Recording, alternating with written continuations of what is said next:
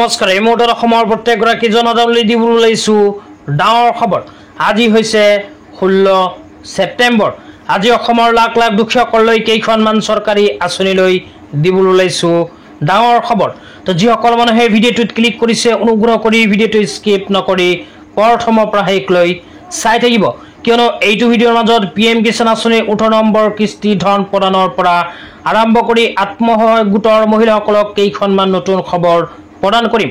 অনুগ্ৰহ কৰি ভিডিঅ'টো স্কিপ নকৰি প্ৰথমৰ পৰা শেষলৈ চাব আৰু মোৰ চেনেলত নতুন হ'লে প্লিজ চেনেলটো ছাবস্ক্ৰাইব কৰি মোৰ লগত থাকিব।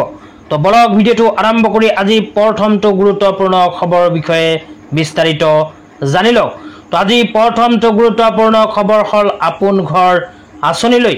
তো আপোন ঘৰ আঁচনিত কোনবোৰ মানুহে আবেদন কৰিব পাৰিব, কেনেকৈ আবেদন কৰিব, আবেদন কৰাৰ পিছত কি লাভ হ'ব, এতিয়া আপোনালোকক সবিস্তাৰে জনাই দিছোঁ।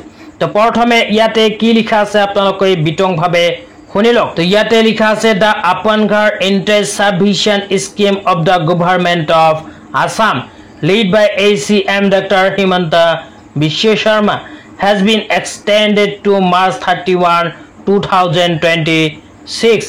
তো অসম চৰকাৰে কিন্তু ঘোষণা কৰিছে আপোন ঘৰ আঁচনি।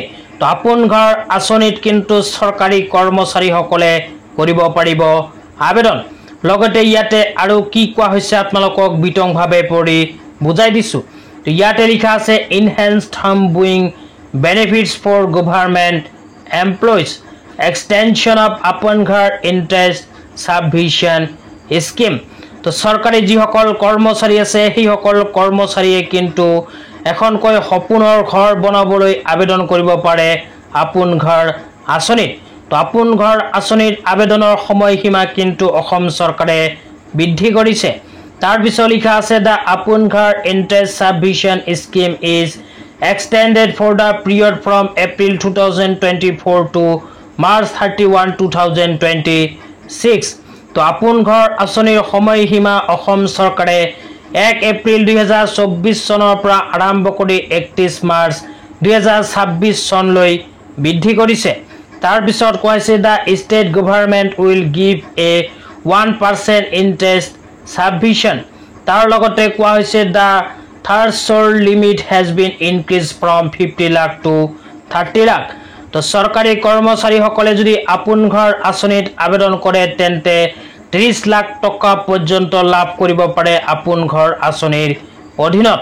লগতে আৰু কোৱা হৈছে কে ডিটেইলছত কোৱা হৈছে no mortgage required for loans up to 30 lakh. 2 নম্বৰত কোৱা হৈছে mortgage need only when the repayment period extend up to the age of 74 employees with pensionable service।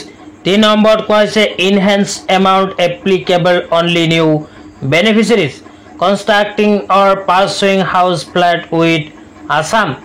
4 নম্বৰত কোৱা হৈছে all other terms and conditions of the আপোন ঘৰ scheme remain unchange. তো যিসকল চৰকাৰী কৰ্মচাৰীয়ে এইখন চৰকাৰী ঘৰ আঁচনিত বা আপোন ঘৰ আঁচনিত আবেদন কৰিব বিচাৰে সেইসকল চৰকাৰী কৰ্মচাৰীয়ে এইটো ভিডিঅ'ৰ কমেণ্ট বক্সত কমেণ্ট কৰি জনাই দিব।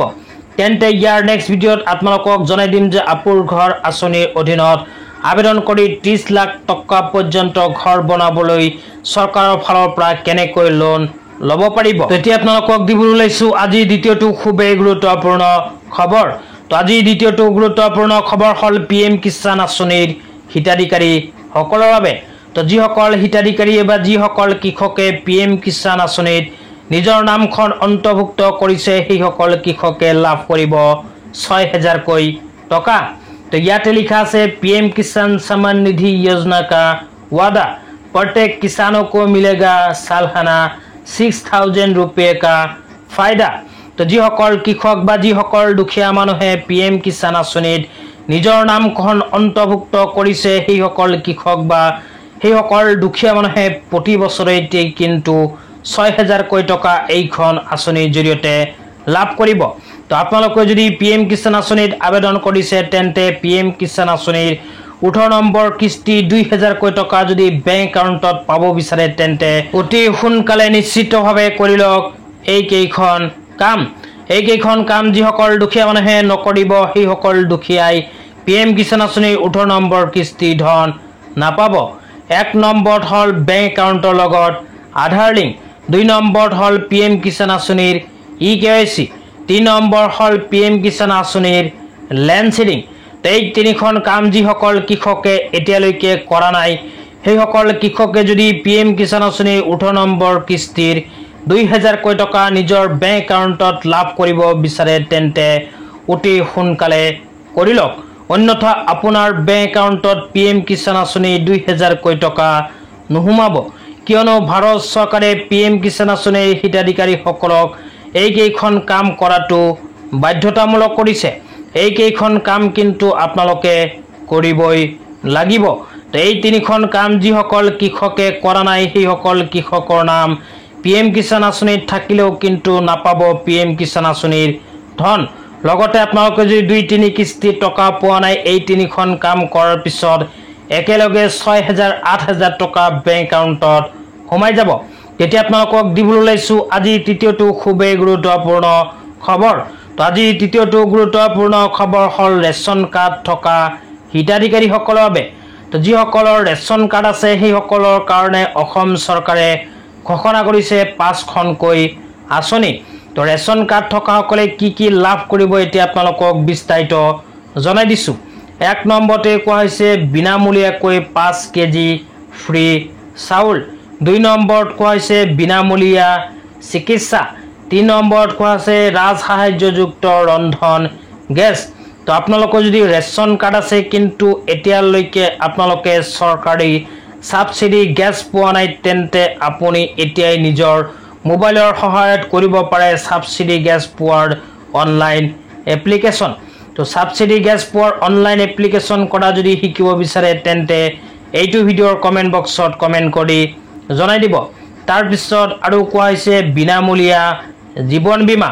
ৰেচন কাৰ্ড থকা প্ৰতিগৰাকী হিতাধিকাৰীয়ে কিন্তু বিনামূলীয়াকৈ লাইফ ইঞ্চুৰেঞ্চ লাভ কৰিব। তাৰপিছত 5 নম্বৰ আঁচনিটো হ'ল অৰুণোদয় আঁচনি। তো যিসকল দুখীয়াৰ নাম ৰেচন কাৰ্ডত অন্তৰ্ভুক্ত হৈ আছে, সেইসকল দুখীয়া মানুহে কৰিব পাৰিব অৰুণোদয় আঁচনিত আবেদন। তো অসম চৰকাৰে কিন্তু ইতিমধ্যেই মুকলি কৰিছে অৰুণোদয় 3.0 আঁচনি। তো আপোনালোকে যদি অৰুণোদয় আঁচনিত আবেদন কৰিব বিচাৰে তেন্তে মোৰ চেনেলটো সদায় আপোনালোকে চাই থাকিব। যেতিয়া অৰুণোদয় আঁচনিৰ আবেদন আৰম্ভ হ'ব তেতিয়াই আপোনালোকক বিতংভাৱে জনাই দিম। তেতিয়া আপোনালোকক দিবলৈ ওলাইছোঁ আজি চতুৰ্থটো খুবেই গুৰুত্বপূৰ্ণ খবৰ। তো আজি চতুৰ্থটো গুৰুত্বপূৰ্ণ খবৰ হ'ল আত্মসহায়ক গোটৰ মহিলাসকলৰ বাবে। তো যিসকল আত্মসহায়ক গোটৰ মহিলাসকলে 10000 টকা পাব বিচাৰে, সেইসকল আত্মসহায়ক গোটৰ মহিলাসকলে মানিব লাগিব এইকেইখন চৰ্ত, অন্যথা 10000 টকা নাপাব। 1 নম্বৰ চৰ্তটো হ'ল বেংক একাউণ্টৰ লগত আধাৰ কাৰ্ড লিংক কৰিব লাগিব। 2 নম্বৰ চৰ্তটো হ'ল আত্মসহায়ক গোটৰ মহিলাসকলে আত্মসহায়ক গোট, ফেডাৰেশ্যন বেংক আদিৰ লোন ডিফল্টাৰ হ'ব নোৱাৰিব। 3 নম্বৰ যোগ্যতাটো হ'ল আত্মসহায়ক গোটৰ মহিলাসকলৰ নিজা এখন ব্যৱসায়িক পৰিকল্পনা থাকিব লাগিব আৰু নিজা এখন ব্যৱসায়িক কাৰ্য থাকিব লাগিব, যদিহে 10000 টকা পাব বিচাৰে। তাৰপিছত কোৱা হৈছে যিসকল আত্মসহায়ক গোটৰ মহিলাসকলে সাধাৰণ OBC আৰু MOBC শ্ৰেণীত অন্তৰ্ভুক্ত, সেইসকল আত্মসহায়ক গোটৰ মহিলাৰ 3টাতকৈ অধিক সন্তান থাকিব নালাগিব। লগতে যিসকল আত্মসহায়ক গোটৰ মহিলাসকলে অনুসূচিত জাতি, অনুসূচিত জনজাতি, মৰাণ, মটক, চাহ জনজাতি সম্প্ৰদায়, সেইসকল আত্মসহায়ক গোটৰ মহিলাসকলৰ 4টাতকৈ অধিক সন্তান থাকিব নালাগিব। ইয়াৰ লগতে কোৱা হৈছে যিসকল আত্মসহায়ক গোটৰ মহিলাৰ 3ৰ পৰা আৰম্ভ কৰি 14 বছৰ বয়সীয়া কন্যা সন্তান আছে, সেইসকল আত্মসহায়ক গোটৰ মহিলাসকলে নিজৰ কন্যা সন্তানজনীৰ স্কুলত ভৰ্তি কৰি দিয়া বা শিক্ষাৰ প্ৰতি গুৰুত্ব দিব লাগিব। লগতে একেবাৰে শেষৰ চৰ্ত হ'ল আত্মসহায়ক গোটৰ মহিলাসকলে অমৃত বৃক্ষ আন্দোলন আঁচনিৰ সময়ত ৰোপণ কৰা গছজোপা বৰ সযতনে ৰাখিব লাগিব, অন্যথা 10000 টকা আত্মসহায়ক গোটৰ মহিলাসকলে নাপাব পাৰে। তো আজি ইমানেই। ভিডিঅ'টো চাই কেনে পালে নিশ্চয় কমেণ্ট বক্সত কমেণ্ট কৰি জনাই দিব। লগতে মোৰ চেনেলত নতুন হ'লে চেনেলটো ছাবস্ক্ৰাইব কৰি মোৰ লগত থাকিব। তো ধন্যবাদ।